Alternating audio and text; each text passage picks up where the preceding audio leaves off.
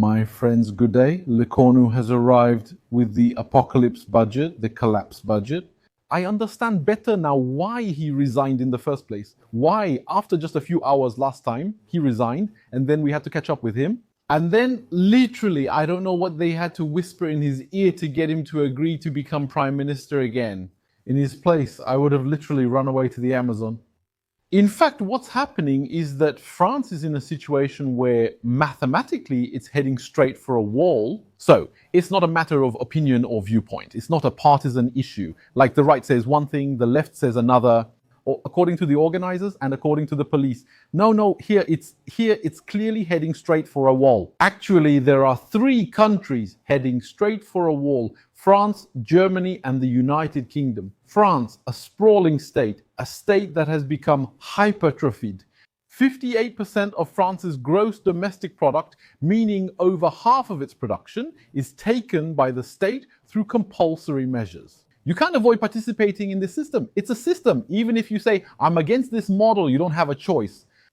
It's taken by the public authorities, so it's taken and spent however they see fit. 1 in 130 French people is an elected official. There are a huge number of prefectures, town halls, regions, ministries, high-ranking officials, departments, and all sorts of things. All of that, all those people, it's literally Soviet-like in its organization. So we have an extremely heavy-handed state, which also likes to regulate, make rules, change habits, intervene in every aspect of life and the economy. So it's literally micromanaging the country. And of course, the economy is slowing down, it's collapsing, but well, my opinion on the economic collapse. For me, it's not an accident. For me, I've been hearing for more than 20 years that the economy of certain countries like France needs to collapse. So when I see it collapsing, I'm not going to say it's an accident. Well, yes, obviously. I don't know, if there's someone pointing at a barn with his stick and telling you, that barn bothers me. We have to destroy it, we have to burn it, and then one day you arrive and you find the barn burning. Well, you're fine, you can think whatever you want, it's the same. I believe that France must make sacrifices, must destroy its economy, which is actually the only way to reduce its carbon footprint. There's no other way to lower the French carbon footprint than by harming their economy. It's something you can consider anytime. And to push towards widespread impoverishment, towards lasting impoverishment. They talk to you about sustainability. Well, the only thing that will be sustainable is widespread impoverishment. So what does Lecornu do? Lecornu comes in with a budget where he still allows himself to raise taxes. What does that mean? It means we have a state. This means that for every euro earned, 58 cents are given, or 58%. Look, he spends that money however he wants, including sending it abroad and all that. Well, there you go. With his generosity, he showers everyone. Secondly, he has to go into debt. That means it's not enough for him. Those 58 cents per euro aren't enough for him. He needs more, so I don't know how much he would ideally need. Maybe 80, maybe 90, or maybe even more. We'd have to give him all the income. 100% of the gross domestic product would go to the state. And then, well, the state would give us a meal voucher, give us a travel voucher. We get small bike and mental health subsidies, just vouchers, no money involved. The money goes to the state. So he spends most of the national income, it takes it and burns through it however it wants. That's the first point. Second, it must take on 3.3 trillion in debt, and that amount keeps growing. Debt mostly accumulated when interest rates were low. It reminds you of casinos, in casinos. Sometimes you have a customer, well, they'll give him money. A big customer who's used to gambling big, they give him money for free. They fill his pockets. Why? Because they know the money will come back to the casino. It's not like he's going to take that money and invest it in real estate. No, not at all. I'm not even sure they'd let him take it. They give him the money, but he loses it at the table, so it returns to the casino. So it's not truly money given away. But now he'll also start getting into debt. He'll use his credit card, write checks, and deposit money at the cashier to buy chips. That's basically how the system works. So that's why France is now under the organized control of the markets. There's nothing left. It's at this level of debt. So we borrowed money at a low rate, and now the rate is going up. Well, the cost of servicing the debt is skyrocketing. Here we go. Now we need to find the money. Creditors have this particularity, whether they are bank creditors, institutional, or even mafia. They don't care how you get the money, just figure it out. Sell the country off bit by bit. Raise taxes, get the money however you want. We just want the money, okay? And that's what they're doing today. So, the debt. And I was saying, on top of all that, they can't even fulfill these sovereign roles. So, he takes money and he goes into debt. And then Ben, he can't provide for the hospitals. He can't provide security. He can't provide much of anything. So that's it. At this point, it's hopeless. What's happening is that raising taxes by Lecornu isn't going to save him. I'll tell you why. Because France is one of the most heavily taxed countries in the world. It's a civilizational choice. That means it's the state, if you want. There's a relationship between the state and the people. Living in France means experiencing what we call the French model. You give practically all or almost all of your income. You give it to the state. You provide it to them. Then you kneel before it and at its feet. You hope it will give you things, manage your life, improve you, educate you, change your habits, and provide some help. You see, it's not a very popular choice around the world. There aren't many countries that work like that. But there you go, it's a civilizational choice. It's not really about taxation anymore. By the way, I saw a few days ago someone was saying some calls. Yes, we should increase inheritance taxes even more. Inheritance taxes, if we raise them any further, they shouldn't even exist. They don't exist in most countries because the assets someone acquires in their lifetime have already been paid for several times over. When you have a house, when your parents have a house, they probably paid for it 5 or 6 times just to get one, right? Do the math. And when they die, it's unfair. I want to say that you still have to pay on top of that. Because what we have here, like I told you, is that we have several levels of taxation that make the state take. Then it says, give me more, then give me more again. In reality, the level of collection isn't 58%. I even wonder if it might not actually be over 80%. But with this system, we're literally going to deny. We're going to deny what's called the right to property, the natural right to property. We're going to deny it. Because a right turns into something you have to pay for. Let me give you another example to clarify. For example, it's a human right not to face degrading treatment or torture. Imagine someone says, yes, that's true, but you must pay to avoid torture and degrading treatment. It's your right to move around as you wish, except no, you can't move around. You have to pay to move. You have to pay as a mileage tax to move. Do you see what I mean? Your natural rights aren't supposed to cost money, because if they cost money, it means they're restricted. It means they're taking away your natural right. And then after that, what are we going to do? They'll say you need to make a release payment to regain the right that was taken from you. And if you don't pay, that right is taken away. So at that point, the story of the inheritance tax. It's a tax that annihilates, isn't it? Or that destroys the right to property. If it's my property, I can do what I want with it, including giving it to my children. If I can't leave it to my children without them having to pay, then it's not my property. It means I was just a tenant. That means the right to property doesn't exist. I'm a semi-owner, you see, in my own walls. Or in my belongings or whatever, okay? So just to give you some context. There are sprawling states, cancerous states that are destroying nations. So what's happening now is that France, and I'll discuss the United Kingdom shortly, it's that France has reached such a level of taxation that any further increase won't bring more money to the state, but will destroy the economy even more. That's the idea.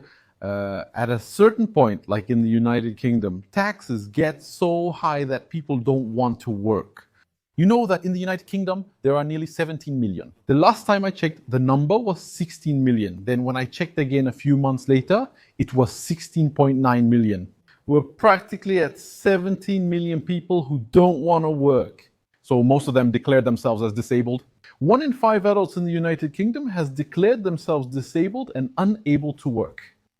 Mental or physical disability, it's easy there. You just need a psychiatrist's note saying you have attention deficit hyperactivity disorder or trouble concentrating or sleeping. and then they give you a note, and that's it. A fifth of the population, which is a rapidly increasing proportion, is disabled. Look on Google Earth, just look at the supermarket parking lots and see how many disabled parking spaces there are in the United Kingdom. That gives you a pretty accurate idea of the proportion of the population that is disabled. Companies don't want to invest and see no reason to do so. They should just shut down and move abroad. Those that can't close down end up facing suffocating social charges.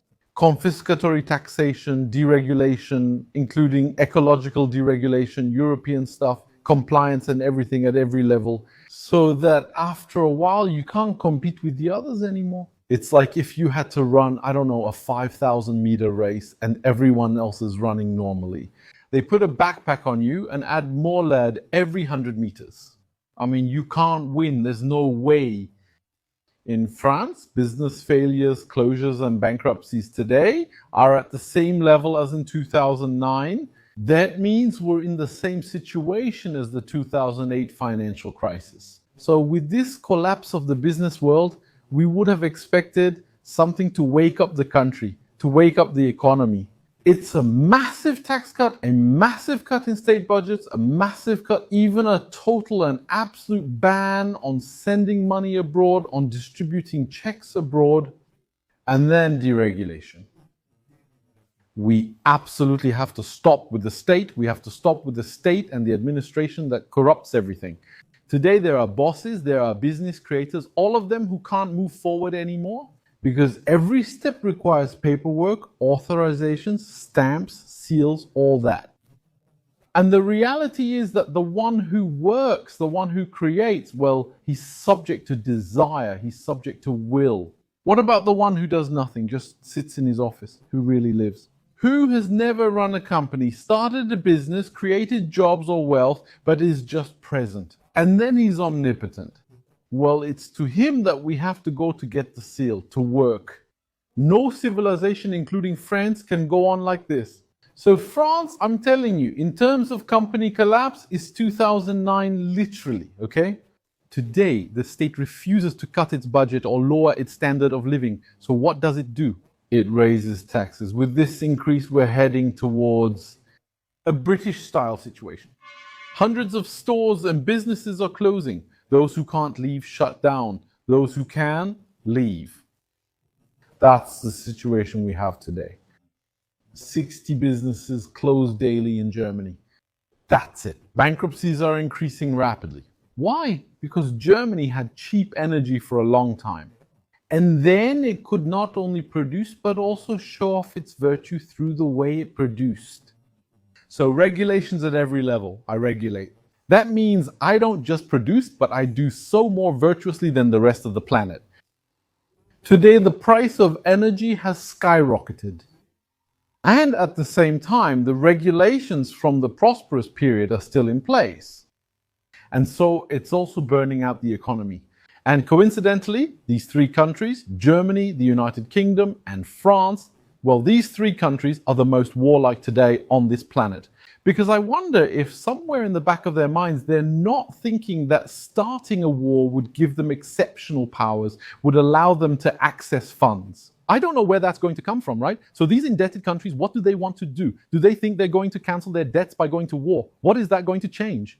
Now, they're going to have to find money. They're going to have to find someone who will lend them money again, to go to war again. So it won't solve anything at all. I know that some say that maybe they're considering this option, and potentially they're considering this option. Yes, it's possible, but it won't solve anything. It will lead these countries to their final collapse. Take the United Kingdom, for example. It's in worse shape than France. The United Kingdom borrows money for 30 years at 5.5% interest. It's like a payday loan. They keep borrowing and sending money abroad, showing how extreme things have gotten. The United Kingdom is no longer British or a British country. Let me explain. Look, they've sold everything. They've sold. You go to the doctor, it's been sold. The medical office is sold. You go to the clinic, it's been sold. The school, from elementary to university, has been sold. The parking lot too. Everything, even the water and electricity companies, has been sold. Because, you know, I told you about it.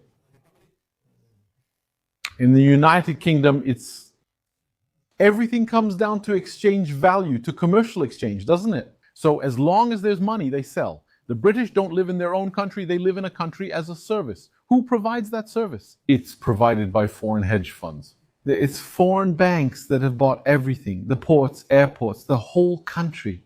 And then afterwards, they're shocked when they get a water bill for 1,000 euros, for example, for an apartment. You see, they say to themselves, but that's not possible. Well, yes, because in there's 50 euros worth of water. And then there's probably 150 euros in environmental taxes. Plus, hedge funds that own the water company get an extra 800 euros in bonuses because your country was sold off. So what's going to happen is the piecemeal sale of France at some point. Everything will have to be sold off piece by piece. When you can't pay, what do? Greece faced the same situation. You keep going into debt and handing out money. So when the time comes, what will you do? Well, the time will come when you'll have to pay it back. Pay it back, you sell your farmland. Fortunately, in the United Kingdom, we have BlackRock, who have been kind. They're buying a lot of farmland. They're covering it with solar panels, aren't they? And then we give them money. When it's cloudy, when there's no light, there's no sun, we're paying them, right? Our bill covers some of the world's priciest electricity. Why? Because we have to pay them. We have to pay their bonuses, pay for their cars, pay for their suits, pay for their parties, all of that. Because we own nothing. Today, we're just a people who are completely enslaved. What we're seeing is a new form of colonialism, literally. It's predatory colonialism, it's financial colonialism. So, I mean, to get out of this, it's not a de Gaulle that you need. No, you need something much more powerful than that. You need someone to say, if you want the money, come get it. I have an atomic bomb. Literally, you need someone to say that. But now with interconnected markets, that doesn't worry you. They have the ability to break you. They have the ability, without coming after you, without coming to your home, they are able to crush you from a distance. Oh no, it's a really crappy situation that's been set up, my friends. But once again, it was set up one betrayal at a time. It's not something that just happened like that because we had bad governance, bad management, all of that. Mistakes are normal. We all make them, including business owners. Mistakes. Politicians, even the most motivated, even the most honest, even the most upright, if there are any, make mistakes too, right? And we also make mistakes in our everyday lives. As a father, I sometimes make mistakes. I sometimes make decisions. Then realize that maybe you're not making the best one, right? On the other hand, what's inexplicable? Well, actually, it is explainable. We're talking about vandalism. It's that we constantly, regularly keep making bad decisions over and over. That I just can't understand. It's a planned destruction. It's something that has to happen. So there you go, my friends. There's a lot to say. I really, really have a lot to say today. I almost feel like starting on another topic, but that would make the video too long. I'll talk about it another time. But there's an acceleration. My friends, that's all. You can smell it. You can smell the vinyl. You do this, you smell the scent of vinyl. It's clear. See you in the next video. See you very soon.